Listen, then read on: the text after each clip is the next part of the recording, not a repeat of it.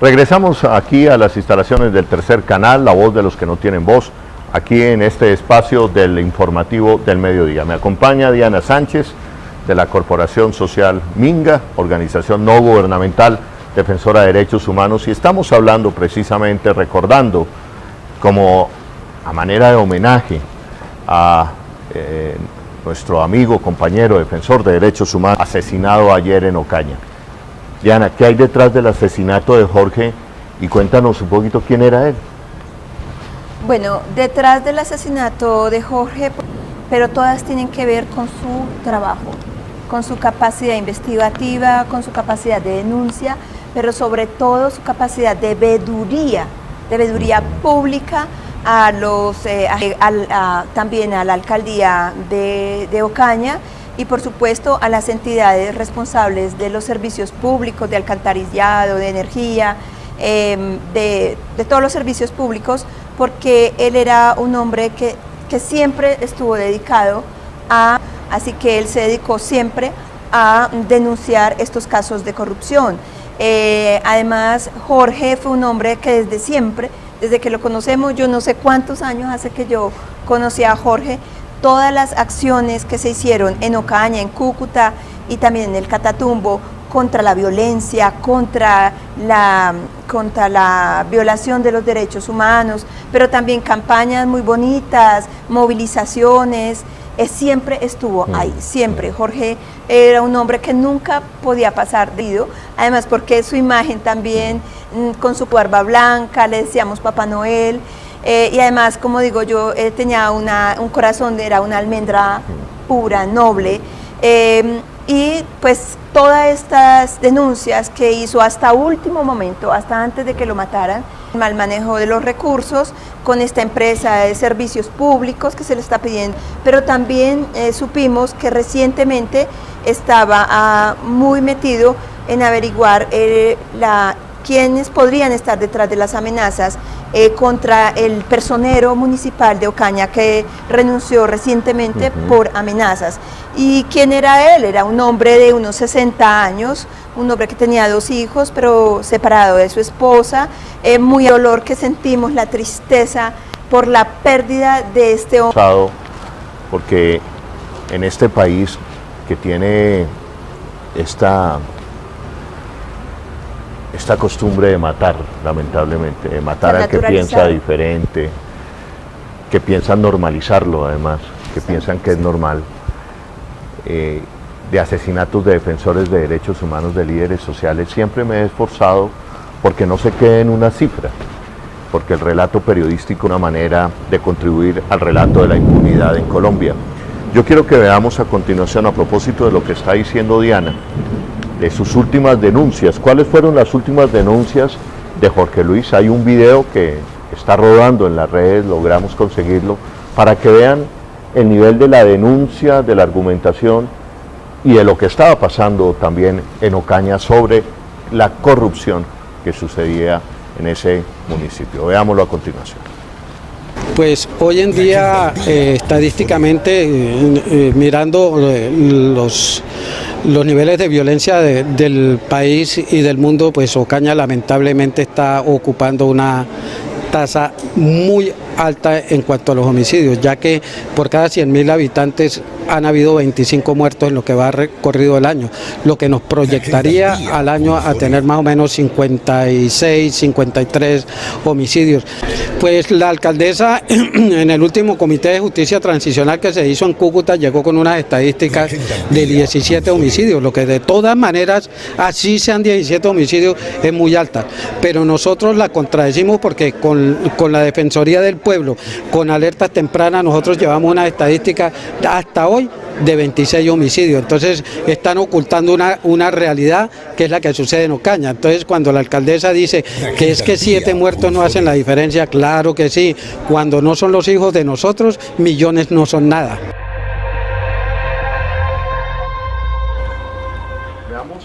Veamos a continuación el otro video. Hay un video donde él aparece de camisa verde, donde hace la denuncia de quién puede estar detrás de su asesinato.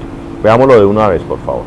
Y pues, decirle al señor Jairo Pinzón, usted no pudo con la amenaza, no pudo con el soborno, ni seguramente podrá por la vía judicial. Le queda una sola vía, la de las armas,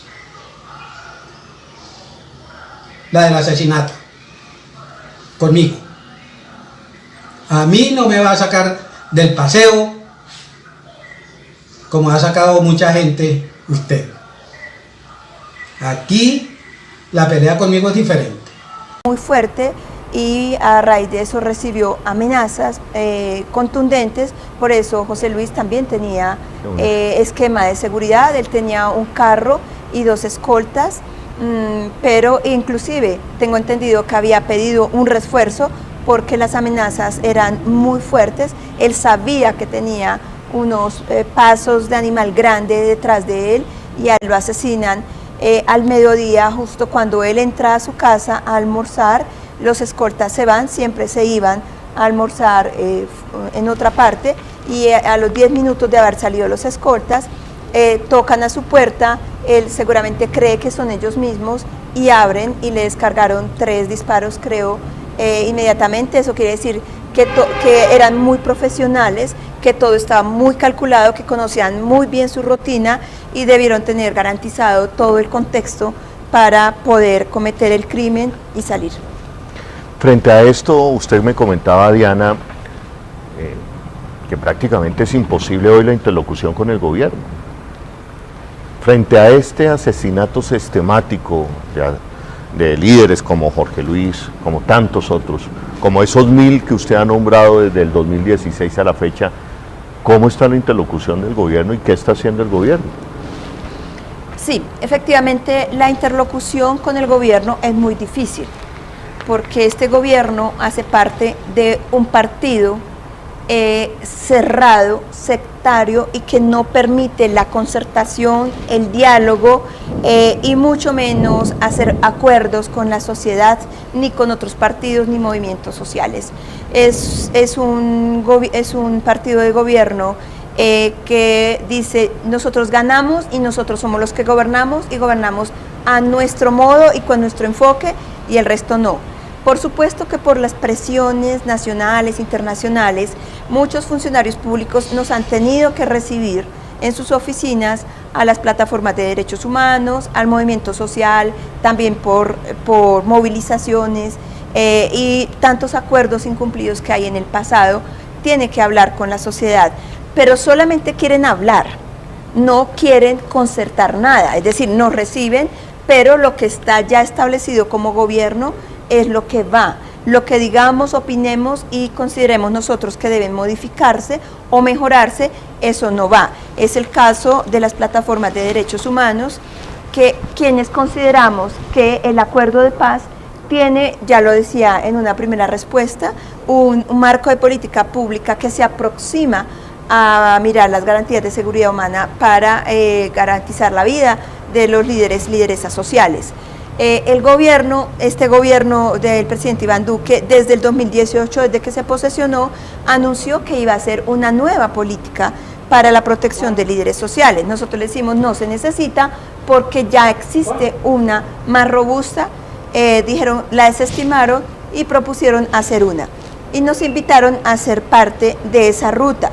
Nosotros, con muchas discusiones, fuimos para ver de qué se trataba, pero la verdad no pudimos tener un entendimiento, porque todos fueran imposiciones por un lado, y sabíamos que ya tenían prefabricado un COMPES. Esa iba a ser la política, y algunos decíamos: un COMPES es un programa de política económica y social que no va a tener los dientes ni la capacidad de enfrentar la criminalidad. Aquí se necesita una institucionalidad robusta. Un COMPES no pasa, el alcance llega solamente hasta un ministerio, en este caso el Ministerio del Interior y Planeación, pero no va a transformar esa realidad, no va a poder enfrentarla.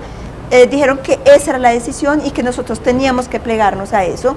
Tuvimos muchísimas dificultades hasta que decidimos hace un año levantarnos de la mesa, porque sabíamos que eso no iba a ningún lado. Es decir, Diana, no hay interlocución en este momento desde las plataformas de derechos humanos con el gobierno nacional. No, sí la hay, pero ya en otro ámbito.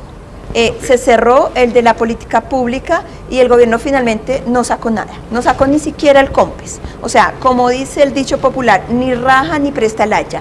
ni aplicó la política que viene en el Acuerdo de Paz para la Protección de Líderes Sociales, pero tampoco hizo su tal COMPES y solamente se queda con el PAO, que es un plan de acción oportuna que realmente es algo básico que no sirve, y sí tenemos una interlocución forzada.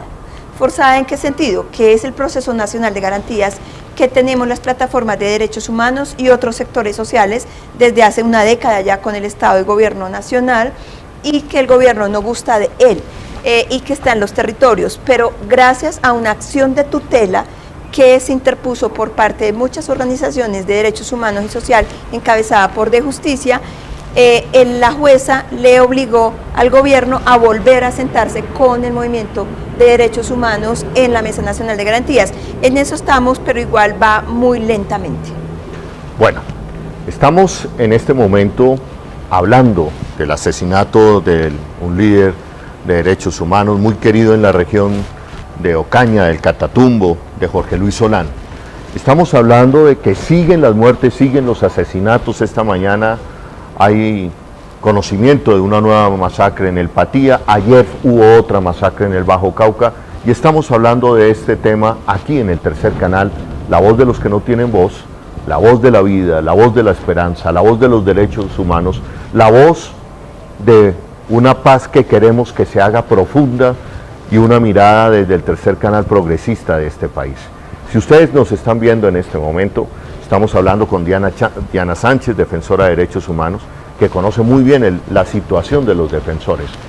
Si ustedes quieren seguir viendo el Tercer Canal, si quieren apoyarnos, por favor en este momento suscríbanse al canal de YouTube, denos like y compartan en este momento la transmisión para que estos contenidos, que no son los contenidos que manejan los grandes canales ni cadenas de televisión, nosotros tenemos una agenda diferente que creemos que también interpreta por lo menos a 8 millones de colombianos que votaron por la paz profunda, por una mirada progresista del país, también llegue a esos 8 millones de colombianos. Entonces, suscríbase allá a YouTube, comparta en este momento la transmisión y denos like.